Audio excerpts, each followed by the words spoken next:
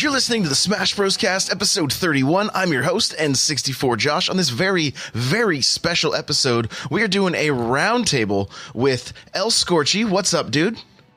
Hey, what's up? I'm ElScorchy. MockRock, what's going on? Hey, how's it going, guys? Happy to be here. Thanks for having me. And NightCrawlr, of course, player 2. What's up, buddy?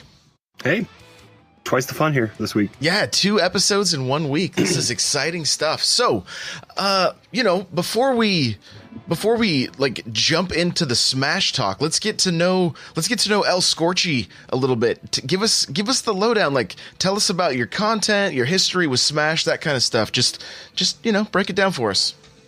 Cool, sure thing. First of all, thank you for inviting me. This is gonna be fun. So wait, let's even go back just a second. We started debating on Twitter, and then we met through a Twitter argument. Yeah, we were arguing, and I went. I mean, it wasn't heated. We were staying. It was, it was. But I am a little bit of a loudmouth. So I remember, I think you said something, and I was like, awful argument. Yeah, and that's then, how you start. I was like, oh my gosh, I'm not even going to reply to this guy. And then I'm like, no, you know what? Let's do it. And then I click on his bio, and it says, Smash Bros. YouTuber or the Smash Bros. Content creator. I was like, hey, bro, we both create Smash content. You wanna collaborate? He's like, well, sure. So I'm always down for a debate with a little devil emoji. Yeah. So anyway, here we are. Let's hear about your content, your videos and stuff. Yeah, sure. So I'm a pretty new content creator. I just started making videos about 3 months ago. I just make a lot of Smash related content, Smash Ultimate related content. I used to make content before and be involved with the scene, but then I decided to just start from scratch, a new persona, everything, boom, and start very well branded, well produced kind of content. Yeah, good for you. So you're interested in any kind of Smash Ultimate video essays, gameplay, theories, debunking leaks or whatever, that kind of stuff. Working on a lot of that, live streams here and there. So yeah, that's pretty much what I do, and just making videos. What's your history with Smash? How long have you been playing? So my first one was the 64. Okay. Very first Smash. Played a crap load of that. Played a crap load of Melee when it came out. I skipped out on the Wii actually, so I never played Brawl too much, to be honest. The only person that didn't own a Wii. How did that happen? I don't know. It just never appealed to me for some reason. Did your grandparents have it, like most people, or? No? Yeah, I don't know. I was more of I don't know. I just skipped on it, and then I would just go play at a friend's house to play the Wii. Go play bowling, which was the only fun game. Yeah. Oh my god. Tell me that doesn't make you anyway. Everyone listening just got a huge nostalgia blast. Yeah, exactly. That little sound is just oh my god. And then just playing a lot of Smash 4 when that came out. I skipped on the Wii, but I was one of the 2 people on Earth who had a Wii U. There you go. Attaboy. And then played a lot of Smash 4, and then started joining the. When it comes to the competitive scene, I really started watching tournaments and all that kind of stuff around 2015, Apex 2015. That was one of the first tournaments that I watched. Okay. If I remember correctly, that one PPMD won for Melee and all that kind of stuff. It was pretty hype. Nice. And then from there, just started going to tournaments in 2016 and getting involved with the scene and all that kind of stuff. So it's been pretty fun. Cool. All right, MockRock, how about you, bud? Tell us about your channel and your content. Yeah, okay. So it's honestly kind of a similar story for me. So I do a lot of sort of video essay, edit-heavy stuff based around Smash. I put one a couple of days ago up about how basically all the transforming characters in Smash I've been very unimpressed with until Ultimate's Pokemon Trainer, which is the coolest character ever made. It's a lot of analysis type stuff. In terms of my actual background in Smash, I was introduced to it in Melee, basically went over, played it at a friend's house, and was immediately in love with the entire thing, and kind of never stopped. Right. And I've been fairly heavily involved in the Smash 4 competitive scene, including somewhat organizationally. I do the thumbnails for my locals. I'm sort of one of the go-to commentators. I compete, of course, and usually do, well enough. Top 8's not out of my reach at all. So that's sort of more or less where I'm coming from. I just basically love everything about Smash, everything about other platform fighters. I often sometimes, put Rivals content or Icons Combander or Rest in Peace content on my channel up. So that's sort of what I'm all about. I just like platform fighters in general, and Ultimate haunts my dreams at night. I love it. I love it. So one of the things that we do with the Smash Bros. Cast is we like to focus on like tips and things like that for people that are wanting to improve. Crawler and I started this show I started about 6 months ago. He jumped on probably about I don't know, after 6 episodes, I think he had jumped in with me. And we've just been striving to get better at this game, like to get better at Smash, right? Mm-hmm. And so we've had to play Smash 4, and my hands get cramps from using my 3DS.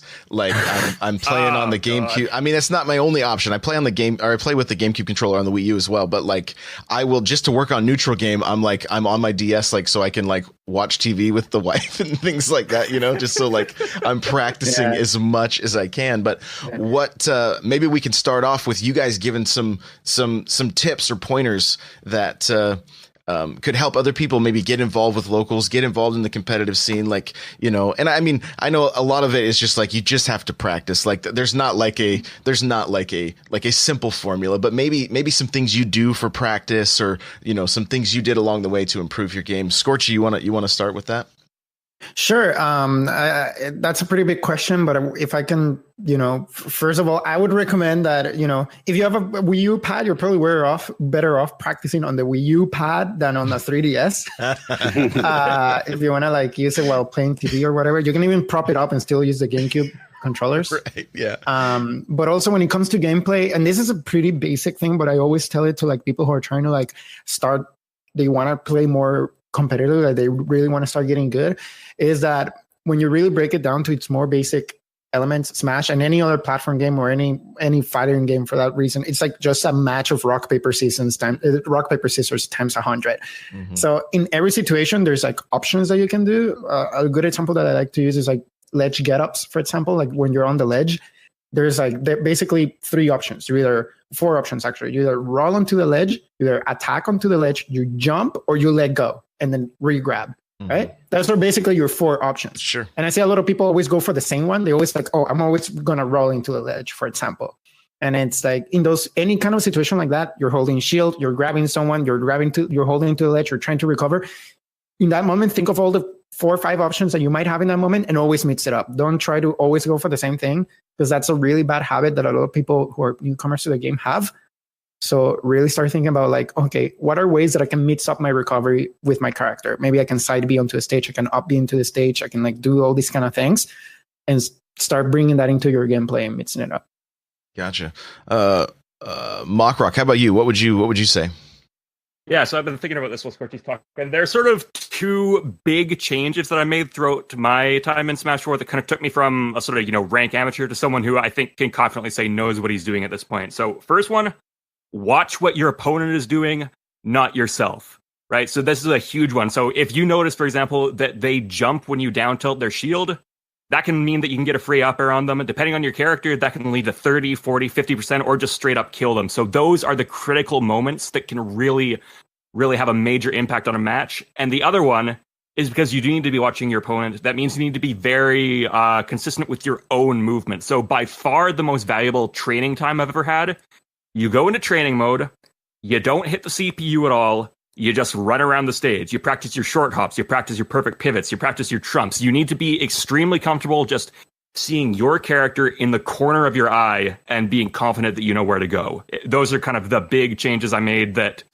far more than anything else impacted my playstyle. I see. Okay. Good stuff, guys. Good stuff. Thank you. Yeah. Thank you for that.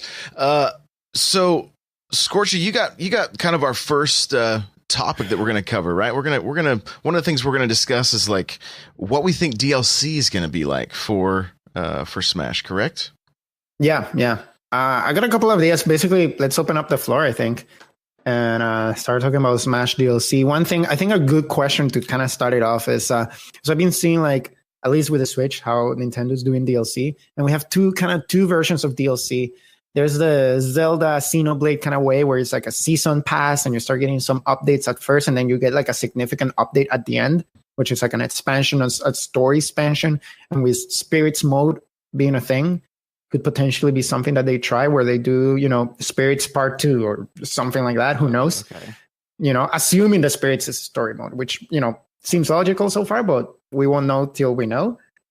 Or are we going to get a Splatoon system where we get very, weekly, bi-weekly small updates. And then, every 3 or 4 months, we get like a significant update that might be paid, or it might be tied to your Nintendo Switch Online. Who knows? And careful. And,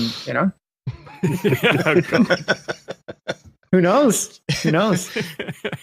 I mean, they did give out free gear in Splatoon for people who signed up. They did. Yeah. Nintendo Switch Online. So. You're not wrong. You're not wrong. So, Crawler, what do you think, man? Well, I mean, we talked about this probably like 2 weeks ago, I think, and we talked specifically about the Splatoon style, and I would be hopeful for that. I mean, say any way to save money, because the Wii U DLC was, what was it, for everything? I don't even have all the stages, but all the characters I got across both 3DS and Wii U, I think it was like $50. I mean, it was expensive, and I'm hoping that maybe they learned something from Splatoon, see the success that they had, see the amount of people that continued to play and support that game for so long, by giving the free 4 weapons every 2 months or so, and the remastered. I think most of those stages weren't even new stages. I think they were all remasters from Splatoon 1, which I didn't play, so they were all new to me. But if we can get drip content like that's a new stage occasionally, or a new two character, or new, like, for me, I think the biggest thing, by the end of this roster, every single character could have an echo, and that's not anything that we would maybe necessarily need to pay for. It's just it's a slight change to a palette swap, and maybe a slight move change, and that makes the echo. So it could be that easy. MockRock, how about you, bud? Yeah, I like that point about the echoes, because they really open up the lines for DLC so much, right? Like, I think it may be a little optimistic to expect free echoes. After all, they are still technically new characters. And if you look at the reaction to someone like Chrom or Dark Samus, or, these guys were not reacted to like they were Echo Fighters. They're reacted to like, oh my god, this is a new character, right? But what I would expect to see is, it would be awesome if maybe they're way cheaper. Right, so a new batch of DLC gets announced, and you have like, your regular $4.99, $5.99 characters, and then maybe there's like a pack of 4 echoes for $5.99 announced at the same time, something along those lines. Because I think Smash Ultimate seems kind of like they're in it for the long haul, right? It seems like Sakurai and his team are setting this definitive Smash game for a very, very long time. So I'm expecting to see a lot of DLC, which generally would imply drip-fed content, and having these kind of echoes just sprinkle out throughout the entire thing would be a really cool way to stretch it out, right? If you have a longer release window between fully fleshed out new characters, put some echoes in there. No one's going to complain about it. I want as many echoes as you can possibly stuff in Ultimate. Please, just give me all of that. Oh, yeah, Waluigi could be a Peach Echo, no problem. I mean, same. Bayonetta. She's a family-friendly show. Well, Peach already has the tennis racket and the golf club. That needs to be Waluigi's moveset. No. But Bayonetta has the dance moves. That's what I'm saying. I hate the dance moves going on right now. From Aces. Exactly. Yeah, that would work. Let's dance, boys. Oh man, so I'm thinking that by the time Smash Ultimate's done, I think it's going to have 100+ character that wouldn't shock me. roster. And I was saying, oh, sorry, keep going. I wouldn't be surprised if we didn't see, like, since everybody seems to be playing pretty nice with Nintendo now, I wouldn't be surprised if we saw a Konami DLC pack, a Capcom DLC pack, a Ubisoft DLC pack, maybe even an Xbox deal, like a Microsoft Rare DLC Xbox, pack. Get Minecraft Steve and Master Chief and maybe Joanna Dark and Banjo and Kazooie and that kind of the stuff that people have been kind of wanting.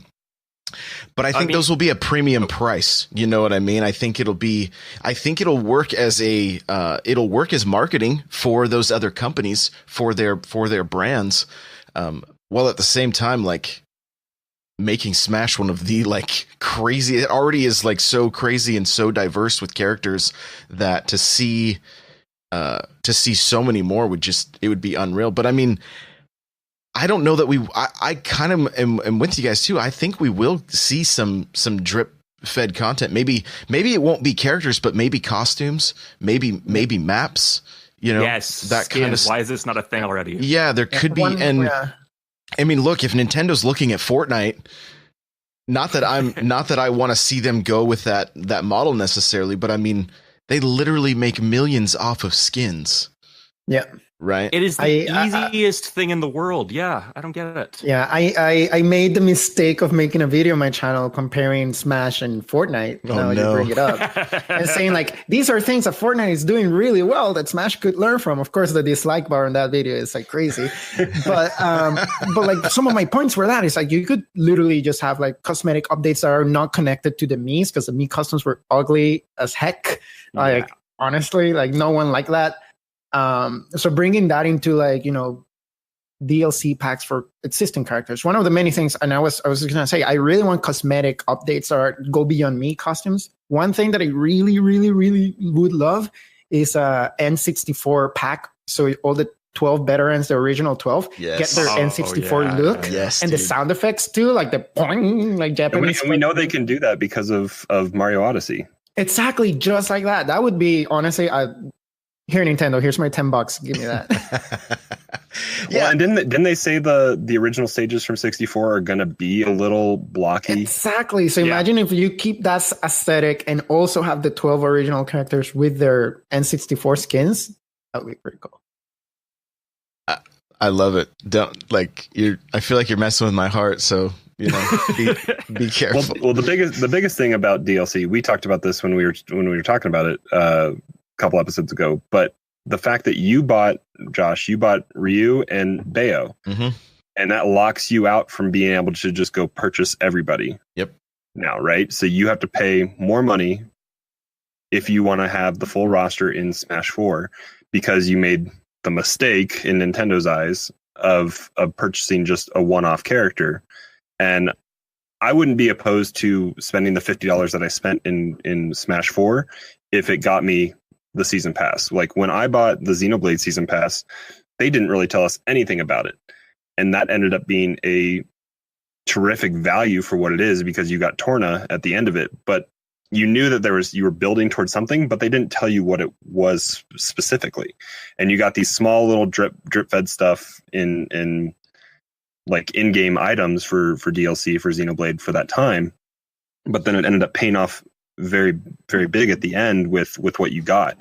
So if I can throw them my 50, 60 extra bucks at the very beginning, and it guarantees kind of like Paladins or some of those other hero shooter or even like Arena of Valor, those games where you're buying like the heroes, you pay that upfront cost and you're guaranteed to get them for the rest of the time. I'd be okay with that. I just don't want to get nickel and dimed. Yeah. I feel like, unfortunately, Smash 4 was like the final attempt for the Wii U to appease investors, and they pushed the DLC price as far as they could without the community absolutely rioting. Like, I was glad they did the a la carte because I'm like, this is kind of ridiculous. Like I don't know what the total cost ended up being. I don't have the numbers in front of me, but I think it's crazy high if you get the Mii costumes and everything. Yeah, I want to say why you don't do that. It was also super expensive for Mario Kart 8. I remember the DLC for Mario Kart 8 was ridiculous on Wii U. That's why I waited until the Switch version to actually get like everything. I mean, I want to say Mario Kart 8 was like, I think it was like $19.99, and you got.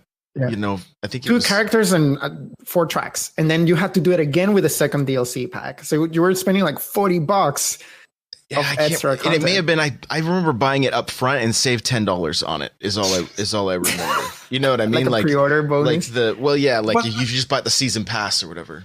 Yeah, going back to that, like. I personally think, you know, and I wonder if this is happening because I also am seeing in the chat right now a lot of people talking about echoes. Are echoes worth it? Like, why would you want to pay for an echo? Like, I don't get it. But what if, like, you know, maybe they go into a thing because for Wii U, there was really no way to monetize like an active fan base on Wii U, right? Like, yes, your game is getting people coming back, but how do you monetize that for them, right? Now you have Nintendo Switch Online and you got us paying to play online. And a lot of people, you know, for Splatoon is different because everyone who plays Splatoon will get Nintendo Switch Online. Like, they will. Or else you can't play the game. Right. for Smash, it might not be the same story in the sense like not everyone who plays Smash will get Nintendo Switch Online, right? Specifically talking about the casuals, but maybe you reward the people who do. And then, if you have Nintendo Switch Online and you're getting monetized because you're getting back into, you're an active user and you're paying every month or paying every year, maybe you get either discounted DLC or DLC for free just because you are, part of the Nintendo Switch Online. So you bring up a good point about Switch Online, and I hadn't thought about this until just right now, but any of you get like way back when Xbox Live started, I think how I started was in Halo 2. I had a 3-month free subscription to Xbox Live. They definitely toned it down. I think it's down to like 2 days or a week now, like maybe. If you get it. But do you think we'll see maybe something in the box if you're getting a physical thing with Ultimate to get like 1 month free of Nintendo Switch Online? There's some possibility of it. Like, this is really their flagship game of the year, right? This is what they're really trying to use to convince everyone, hey, the Switch is worth it if you haven't bought one already, and it's the game they're trying to use to tell people, hey, online is worth it if you haven't gotten it already, because you want to be able to play Smash online. So there's potential, but it seems a little un-Nintendo-like, right? Like, Nintendo really doesn't tend to push their online service anywhere near the same degree that other systems do, and they kind of tend to keep it very segregated, and they're kind of known as the family-friendly one, so they've always been a little bit, I feel, anxious to push children to buy too much extra stuff. That's kind of where I think their minds are coming from. So it's possible, but out of the 3 major consoles, I would consider Nintendo the least likely to do something like that. Yeah. At the same time, I think that Smash is going to have a long DLC lifespan in the sense like, look at Splatoon, it's still getting DLC, and it's been like almost 2 years at this point, right? They're catching I think they're committed through another couple months at least of that as well. Yeah, exactly. Like and this is supposed to be the ultimate Smash game, right? Like whatever comes after in the next generation is probably going to dial back quite a bit and like kind of. Zachary even admitted that. I think in his last interview, he said it's going to be very hard to nail down the licensing that they've worked out for this game, and just the fact that everything is in this game. It's going to be impossible kind of to try to get back to that level. Yeah, so this one will get probably like, I wouldn't be surprised, like up to 20 DLC characters, even more with echoes being a thing. Like, it'll be crazy. Well, and the amount of content this game has is so different than everything else that's been launching over the past, little while. Like, we've all seen, I think there was like a meme that went out that was like, it shows like what games used to be, and it was like a hamburger with everything on it, right? And then it says what games are now, and you have to buy you maybe get the meat, but you have to buy the bun separately, the lettuce separately, all that kind of stuff. And like, here comes Nintendo with Ultimate, that's like the most insane roster ever in a fighting game. Like, just most absolutely stages ever. Yeah, 20 over 300 variations of the stages. 28 hours of music, and it's not like this music is just something that's being thrown together. Like, we listen to each song each week, and it's like there is a full like amazing band, or orchestra or whatever behind these things. Just like this is like a high level production. And not to mention, I get to turn my Switch into the best MP3 player ever, so I'm really excited about that. And awkward MP3 player. But they're gonna sell a Smash Bros. Fanny pack that I'm gonna have to buy because it says Smash Bros. On it, and it'll fit my Switch and have a little spot for the headphones to plug in. Hopefully, it's vented well though, because you don't want that thing overheating. Be careful. It will. So, but I mean, here is this game is a complete package. They wouldn't even need any DLC, but like, this game's probably going to be the top selling game on the Switch. That's my guess. And your top selling game, like Nintendo had the top selling game on the Wii was Mario Kart, 30 million copies, and they did not have the ability to do DLC for that. You know how much money was left on the table? Like, I don't think you count Wii Sports. I don't like this whole pack-in games being counted as the top selling of all time thing. No, get that out of here. It was, 80 million Wii Sports, but still, there was no way to do DLC. Now they said they want games as a service, so DLC is going to be a thing for this game, and I think it's going to be welcomed because all it's going to do is give people more options, even though we don't need them, right? Like, is there really somebody that you really need added to this game? No, but at this point, like, let's just keep the party going, right? Yeah. What eases my mind a little bit in the sense of like how badly they're gonna get like nickel and dime and like squeezed for profit is that it's releasing at the same time as a Pokemon game. So I know that they're gonna be getting a Pokemon game too. So it's not gonna be like, you know, Pokemon Let's Go is gonna be way bigger than Smash Ultimate at the end of the day. That's just the nature of the beast. But that kind of eases my mind in the sense like Nintendo's not loading all their bullets into this game. You know what I mean? Right.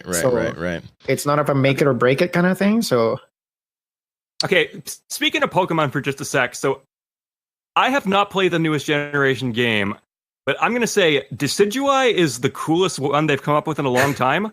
When did the talk switch from him being the rep to Incineroar? Because at some point there was a switch, and I don't get it, because Decidueye is like 1,000 times more interesting to me. I love that, like the bird archer thing. I want that. Like, I believe want it's more because characters, I want flying, all that stuff. I believe it's because Ash has an Incineroar on the anime. Is that how it works? Okay, I think that's why. So so this archer bird could be an echo to one of the champions in Breath of the Wild. Here we go. Right? I mean, that's the other thing too, as far as DLC. Like, I can't imagine the champions from Breath of the Wild not making their way over into Smash. We don't need two Falcos. Like, what are you talking about? Yeah, but the internet loved that, like that fish prince or whatever he was, right? Like he was so beloved. Like everybody'd be buying that guy. Yeah, and you can't even say that he doesn't do anything in the games because Sheik never does anything either. And yeah, I mean, look at her. She's been a consistent top tier in like multiple games. It's like, okay, put Sidon in, make him a top tier. No one's going to complain about it. Do it. Yeah, I got no argument against that. Oh, man. So, it's really going to be interesting. And because the nature of the internet with DLC and microtransactions and that kind of thing, I really hope Nintendo... I want to see more content for this game. I want them to really make just good like consumer first choices on this one that like the internet's gonna be mad no matter what. Like they're as soon as they mention DLC, there's gonna be people that said, well, they just included it in the original game. Like you don't have enough already. Like you would think at this point, like, is there not enough in this game that you can't be okay with them doing DLC after the fact? I mean, it seems crazy. And you got to wonder about the price of this game as far as like getting all that licensing and all that kind of stuff. Like it's got to be insane. The development costs for this game have got to be pretty insane. Now, because they did use the Wii U engine, that kind of stuff, I'm sure that helped cut some of the costs. But I mean, it's just a port, right? That's all. Yeah, the naysayers are nowhere to be found. Yeah, we're still on this. I remember how everyone was like, "Oh, it's just support, it's just support." Then we had the August 8th direct, and like no one said anything ever again. Yeah, and as soon as you play it, you realize it's not a port. No, definitely. But to your point, yeah, like I do hope that I think DLC, good DLC, that it's meaningful and it's worth it. It's totally worth it. Like I want good DLC for a game that I love. Of course, why not? I don't want the game to be abandoned. It's just like you said, I hope it's consumer friendly and they're not like charging you for silly stuff, pay $2 to start an online tournament with the online tournament system. It's like, no, bad Nintendo, bad. Pay $3 to get the back air for your main. Yeah, well, pay $3 for Sakurai's project. He hates that kind of culture. Like, the reason that Smash DLC has been so fair at this point is entirely because of how positively Sakurai views the gaming industry, right? The reason that Smash 4 DLC ended when it did and why he was hesitant to put it in the first place is because he was afraid of feeling like he was exploiting fans.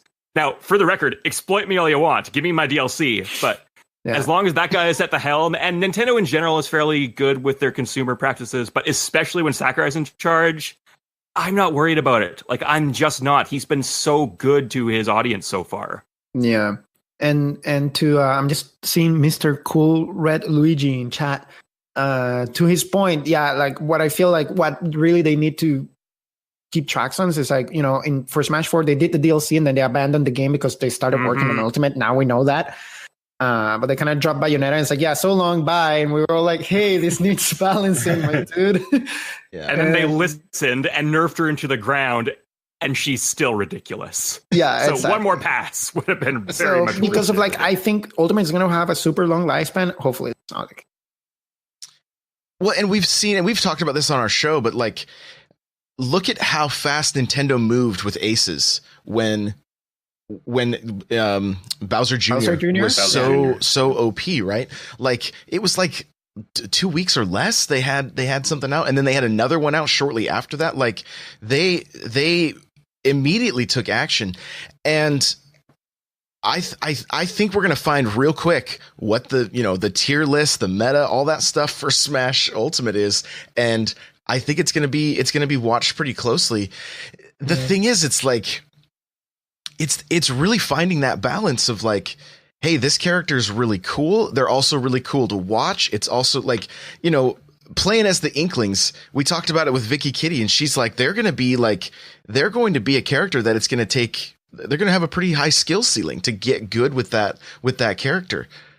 Hopefully, it's not like one of those things that's like people finally start getting good, and then boom, they have to nerf it because people got too good. You know what I mean? Like, the question is, do we get update 1 before Genesis drops, and that messes with how everyone's going to play it? Nintendo does what Nintendo does. There's 3 weeks there, so they might. To be honest, there's nothing wrong with a character being top tier. Like you see games like Melee where Fox is definitely the best character in the game, but it's not a Bayonetta situation. It's not like the whole top 8 at every tournament. It's like all Fox. You know what I mean? Yeah, but then you have Hungry Box and Armada that come in playing different characters than that. So yeah, and you have Mewtwo King still kind of mixes it up a bit. You have really good up and coming Captain Falco players. You have Zane with Marth. Like it's still, there's nothing wrong with a character being top tier. Like there's nothing wrong with Bayonetta being top tier, but when she was like overpowered and the meta was just all around, can my character beat Bayonetta or not, then that's when it's not great. So realistically speaking, though, yes, there usually is going to be a character that is the best, or at least is perceived as the best, so is played enough to cement people's opinion that she's the best.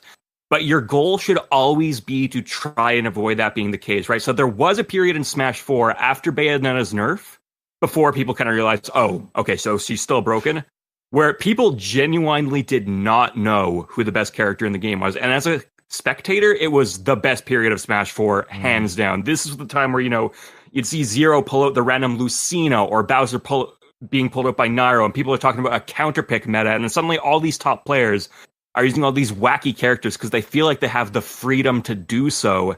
And it was an incredible string of tournaments. You saw Sue pulling out ahead with Lucario and doing all this stuff, right? And then things kind of started dying down, and Cloud and Bayonetta are just kind of objectively the best options to use if you're serious about winning. And that character diversity just plummeted, which was a real shame to see, and maybe unavoidable to a certain extent. But every patch brings characters closer and closer together, right? And that should always be the goal, and it should be your goal on launch day to have your balancing. So some characters are always going to be better than others. You cannot possibly balance a fighting game in a way that everyone is just as strong. But squish them together as much as you can make it. Yeah. And I mean, speaking of character diversity, I thought Big House had a pretty good representation. It was an enjoyable tournament to watch this last weekend. And but at the same time, a lot of Bayonetta mains weren't there. Lima wasn't there. Captain Zack wasn't playing Bayonetta. It was only Mistaken Salem, I think, like notable Bayonetta names. And Salem got destroyed by Yeti. Did he? Oh, that was a good stat, man. Can someone Photoshop a red B emoji here right now?